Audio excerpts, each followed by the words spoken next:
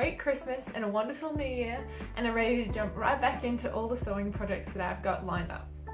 So today I want to take you through probably the most complicated pattern I've attempted to date. The Vogue 9267, which is this wonderful business dress that comes in a couple of different variations. I've been attempting to create the UB, which is this lovely flowy version with a bit of top stitching and some sleeves. So the first step was for me to create a mock-up and test the sizing of the pattern. When I looked at the pattern instructions and measured myself, I came out at a size 14, but a D cup in the bodice. Before I started the mock-up, I went ahead and ironed all my pattern pieces, all the big sheets of pattern tissue, so that I could get all the pieces nice and flat in anticipation for cutting them later on. I just did this using some old cotton sheeting that I had in my stash, as well as the low setting on the iron, just to get all the wrinkles out.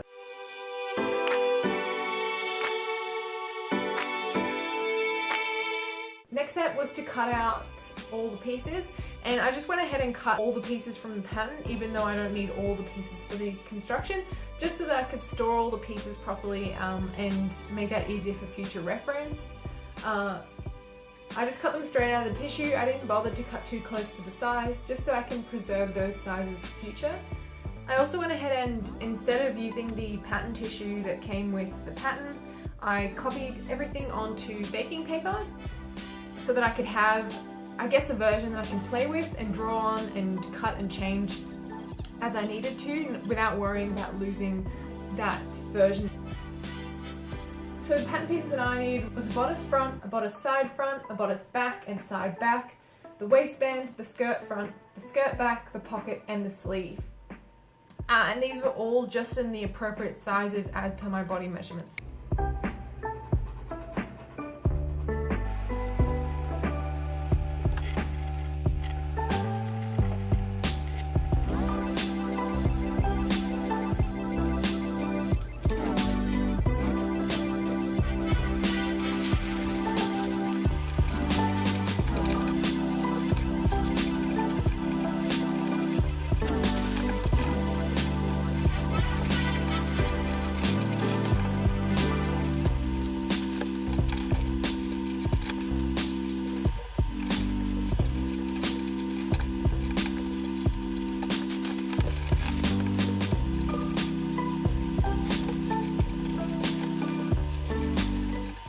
When I first did the measurements, they had this little quick guide on how to guess which cup size and pattern piece you'll need for the bodice, but when I initially calculated it, I must have looked at the wrong thing because I ended up coming up with a size D.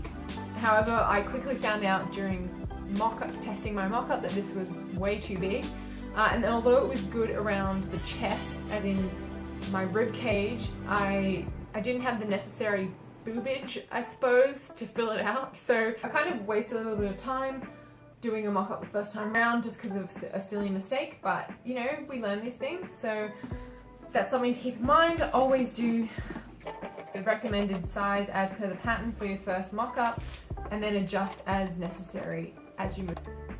The next adjustment I did after testing the bodice for a second time and adding the waistband was to lower the waist by 4 inches.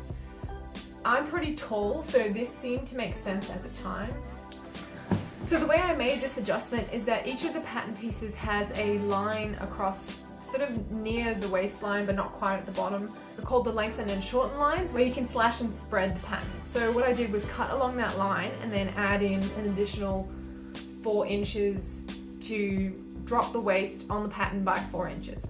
In hindsight, I probably didn't need to do this quite as much as 4 inches. I'm not even sure if this is how you're meant to do it. It just kind of seemed to make sense at the time, and I've seen other people put paper in between those lengthen and shorten lines in an effort to increase the bodice before. When I tested it a second time on my mock-up, it seemed to reach at the right point, so my natural waist point lined up with the waist markings on the pattern. So I went ahead and then cut everything out of the actual fabric. Now I don't have any footage for this because the light blue crepe that I chose to make this dress was really fiddly to work with and really annoying to cut. So I invested in some proper dressmaking shears just because I'm probably going to do the sewing thing for a while, and it's handy to have a nice sharp pair of scissors, which really helped in cutting the light blue crepe. In hindsight though, maybe a rotary cutter would have been easier to use or made the fabric move a little bit less.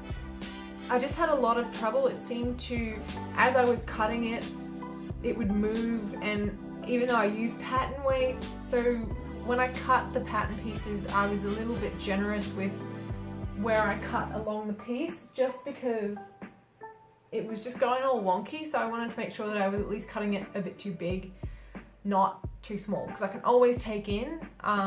Adding fabric is obviously not possible. So I went ahead and cut those, and I cut them out of the lining as well. And also, for some unknown reason, in my head, I had thought that all the lines on the pattern, that is, these lines in the bodice, were piping. And I don't know how I got it into my head that they're piping, but they're actually top stitching. So before I jumped into actually making the pattern, I wanted to figure out what piping I was going to use, not realizing that view B doesn't actually require any piping. Only view D requires piping. And I think it's because of how the letters, I must have just got confused between the two pictures and seen that D had piping and then gone right ahead, and I was super excited and it was going to look so cool. Lol jokes, it doesn't have piping.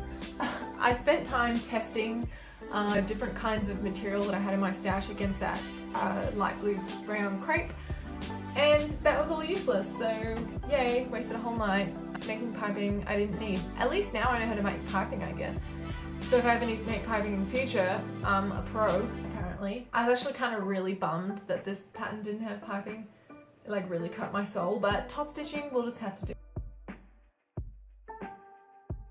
So once I'd gotten over the fact that there was no piping, I went ahead and sorted out all the pieces that I'd cut out, and also put in the darts into both the front and back bodice pieces as per the instructions. This is the first ever of a lot of patterns, so I was kind of expecting it. There was 2 darts in each front bodice piece and a dart in each back bodice piece. I also pressed these before and after stitching just to make sure that they sat nicely. I was a little bit worried about the crepe fabric and how it was kind of behaving, because the pattern itself is actually made for a little bit of a heavier weight fabric, but I kind of really like the flowy dresses, so I thought I would give it a go.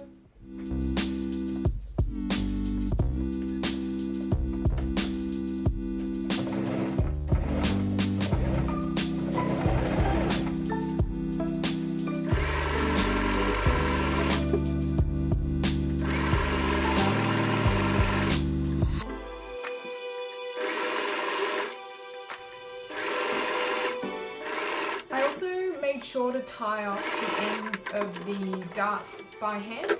So I've read in some places that this stops the end of the dart finishing funnily, so sometimes you can get a little dent where the end of the dart is. Apparently tapering off very slowly and tying it off by hand is meant to prevent this. I also pressed each of the darts using my tailor's ham and iron. I got this iron to use at my desk because it's a little bit tedious to get up and walk into the other room just to press every dart.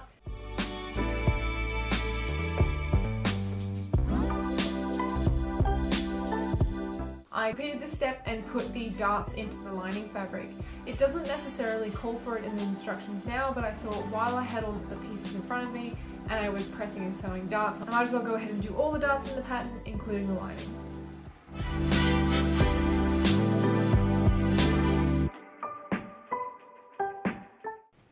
The next step was to top stitch the darts in the bodice, and I did this using some light blue thread that I had in my stash.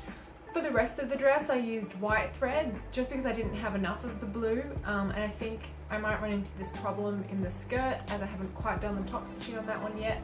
Hopefully I've got enough thread.